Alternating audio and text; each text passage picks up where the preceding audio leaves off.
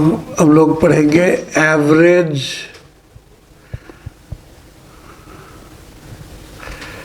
Atomic mass.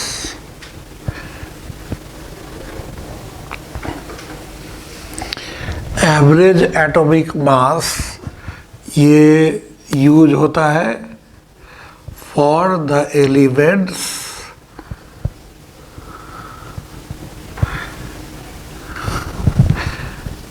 existing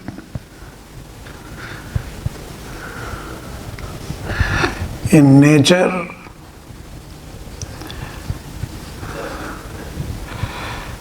in different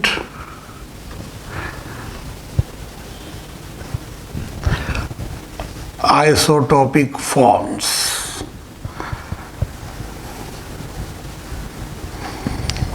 मतलब जब कोई एलिमेंट नेचर में डिफरेंट आइसोटॉप्स के रूप में एग्जिस्ट करता है तो उसके लिए हम लोग एवरेज एटॉमिक मास का कंसेप्ट यूज करते हैं। अब ये आइसोटॉप ये क्या हुआ? तो आइसोटॉप का मतलब होता है, ये आइसोटॉप्स के लिए इसका मतलब यहाँ पर होगा कि द एलिमेंट्स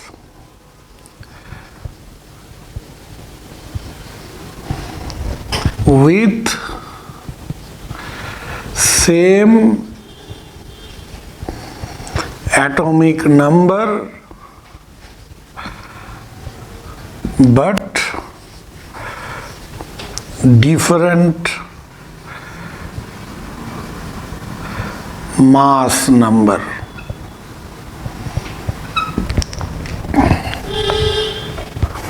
ये आइसोटॉप्स होता है, वैसा एलिमेंट जिसका एटॉमिक नंबर सेम लेकिन मास नंबर डिफरेंट होता है। तो लगभग 20 ऐसे एलिमेंट्स हैं जिसका कोई आइसोटॉप्स नहीं होता, उसको मोनो आइसोटॉपिक एलिमेंट कहते हैं। तो excluding 20 elements almost 98 such elements are there which have isotopes।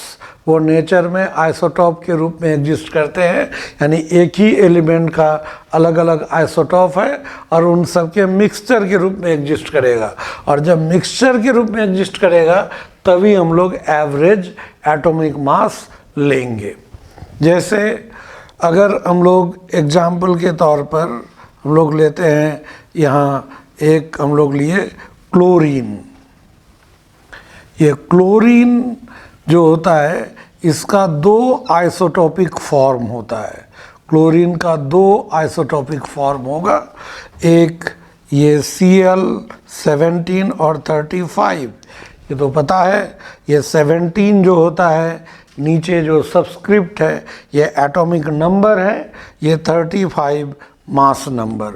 और दूसरा ये क्लोरीन 17 और 37, ये दोनों का एटॉमिक नंबर देखिए 17, इसका मास नंबर 35, इसका 37।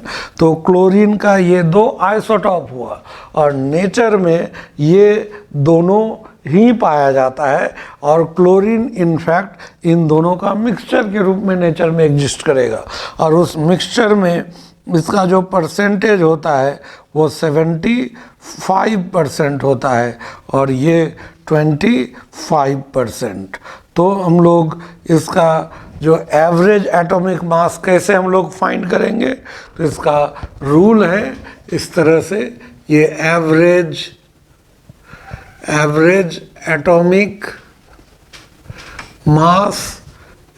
Atomic mass of chlorine. तो इसका रूल होता है कि जैसे एवरेज निकालना है इन सब के मिक्सचर के रूप में है, तो इसका जो मास नंबर है 35 वो इनटू उसका परसेंटेज प्लस दूसरे का मास नंबर 37 इनटू उसका परसेंटेज बाय टोटल परसेंटेज ये 100।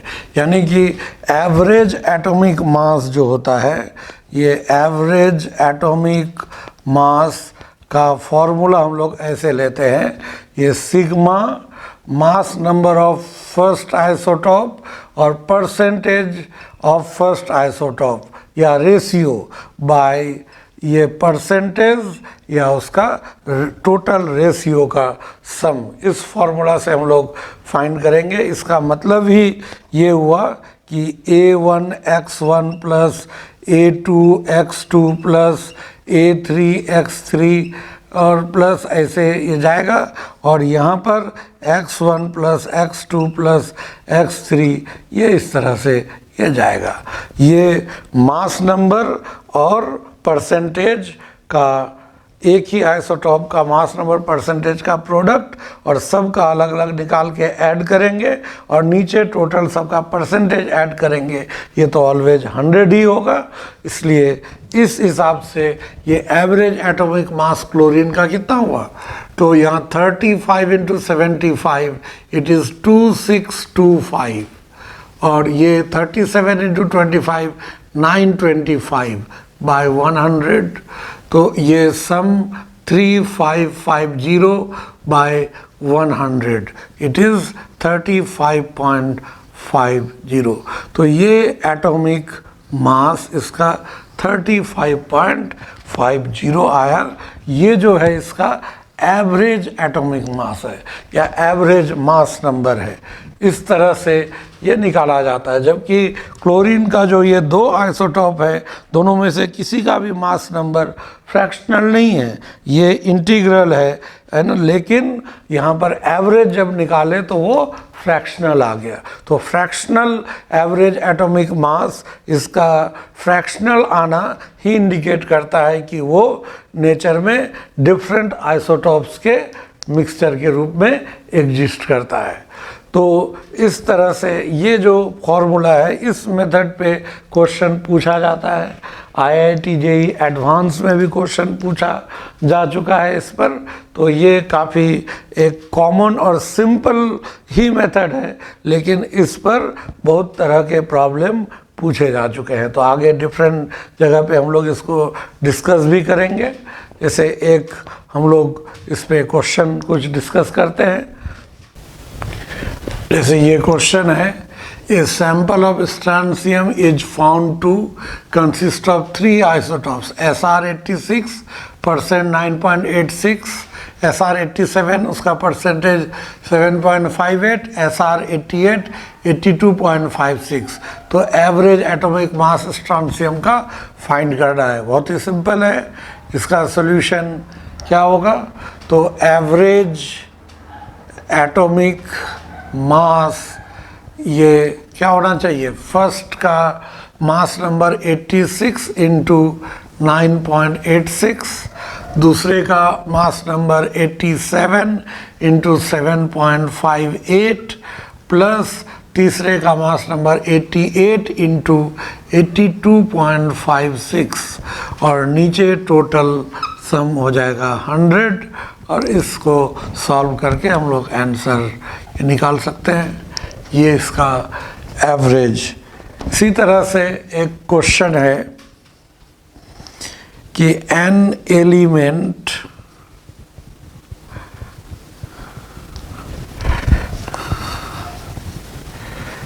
Exist in nature in 2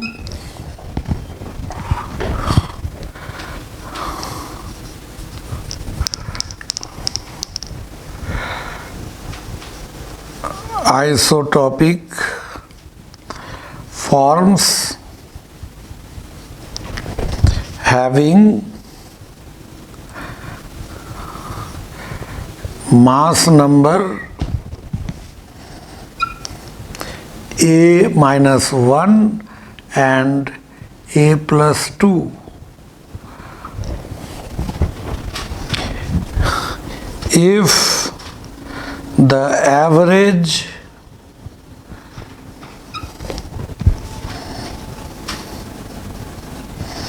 atomic mass is A, find the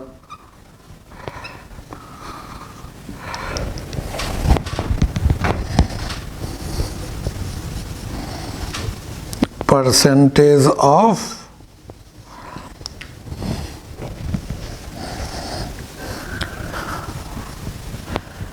heavier isotope। तो इसको कैसे हम लोग सॉल्व करेंगे? तो इसका सॉल्यूशन इस तरह से कि कोई भी एक एलिमेंट है, एलिमेंट x है, मान लेते हैं x, इसका 2 आइसोटॉप है। तो एक का मास नंबर a-1 और एक का xa+2, average atomic mass a। तो इसका हेवियर का परसेंटेज पूछा जा रहा है। तो हेवियर का परसेंटेज ये हम लोग मान लेते हैं इसका x% है। तो ये तो 100 - x हो जाएगा, क्योंकि दोनों मिलके 100 ही होना है।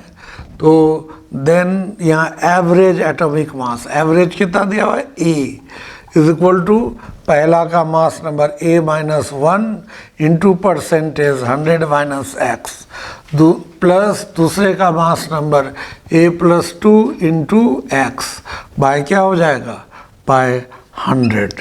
तो a is equal to a 100a minus ax minus 100 plus x plus ax plus 2x by 100। तो ax तो कैंसिल हो जाएगा। तो यहाँ पे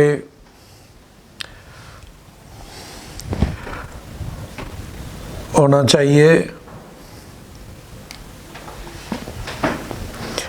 100a ax 100 प्लस x। तो दिस 100a ये नीचे इधर आ गया, ये 100a माइनस 100 और प्लस 3x। तो ये 100a कैंसल, तो 3x इज इक्वल टू 100। तो x is equal to 100/3, that is 33.3%। x माने थे परसेंटेज हेवियर आइसोटॉप का, इसलिए हेवियर आइसोटॉप का परसेंटेज कितना हो जाएगा, 33.3%। नेक्स्ट क्वेश्चन है कि an element has 3 naturally occurring isotopes having mass number a-1, a+1 and a+2. If the isotopic mass of the element is a plus 0.5, the ratio of their abundance in the isotopic mixture is। देखिए इस question का खासियत क्या है कि इसमें एक element है, उसका 3 आइसोटॉप है और उसका मास नंबर एक का a-1, दूसरे का a+1 और तीसरे का a+2 और एवरेज इसका दिया हुआ है a+0.5। लेकिन इस जगह इसके पहले जो क्वेश्चन में था कि परसेंटेज एक का x मानते थे तो दूसरे का 100 - x, लेकिन यह 3 है, एक को x मानेंगे तो दूसरा 100 - x होगा नहीं, क्योंकि तीनों मिल के 100 है। ये x अगर इसको y मानते हैं, ये 100 माइनस x प्लस y। तो 2 अननोन क्वांटिटी 1 इक्वेशन, ये सॉल्व नहीं होगा। तो यहाँ तरीका क्या है, उल्टा रिवर्स हम लोग चेक करेंगे। तो रिवर्स कैसे चेक करेंगे, तो रिवर्स में इसको चेक करना है। जैसे पहले अगर मान लेते हैं ये, इससे हीट एंड ट्रायल मेथड, तो क्या हो जाएगा, पहला का परसेंटेज अगर रेशियो 1 है तो a माइनस, अगर हम लोग फर्स्ट को सॉल्व करते हैं तो a-1 उसका इंटू 1, सेकेंड का a+2 इंटू 1, फिर a+1 और फिर a+2 इंटू 1 और रेशियो टोटल तीनों का सम 3 कितना हो जाएगा। इसको अगर हम लोग सॉल्व करते हैं तो ये आ जाएगा यहाँ पर a-1 plus a+1 plus a+2/3। तो यहाँ 1 और 1 कैंसिल, तो दिस इज़ 3a प्लस 2/3। तो ये तो 3a/3 प्लस 2/3, तो ये नहीं होगा a प्लस 0.5, ऐसा नहीं होगा, इसलिए a तो आंसर होगा नहीं। तो हम लोग b से चेक करते हैं। b में क्या होगा, पहला का a माइनस 1 इंटू क्या हो जाएगा 2, इसका 2, फिर सेकेंड a प्लस 1 इंटू 3, फिर a प्लस 2 इंटू 1, और बाय क्या हो जाएगा 2 प्लस 3 प्लस 1, 2 प्लस 3 प्लस 1।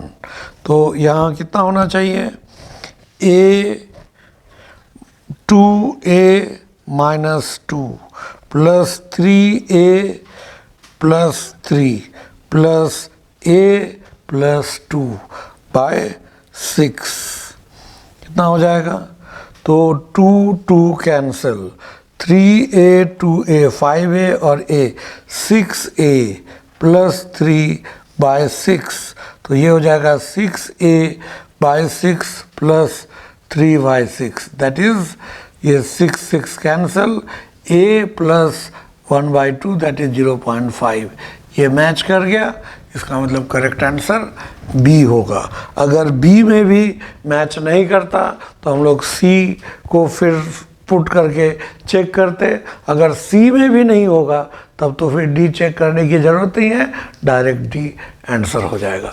तो अगर 3 आइसोटॉप है और एवरेज वो एटॉमिक मास दिया हुआ और किसी एक का परसेंटेज एविडेंस निकालना है, तो ये ऑब्जेक्टिव क्वेश्चन में ही पॉसिबल है, ये डायरेक्ट हम लोग इसको कैलकुलेट नहीं कर सकते।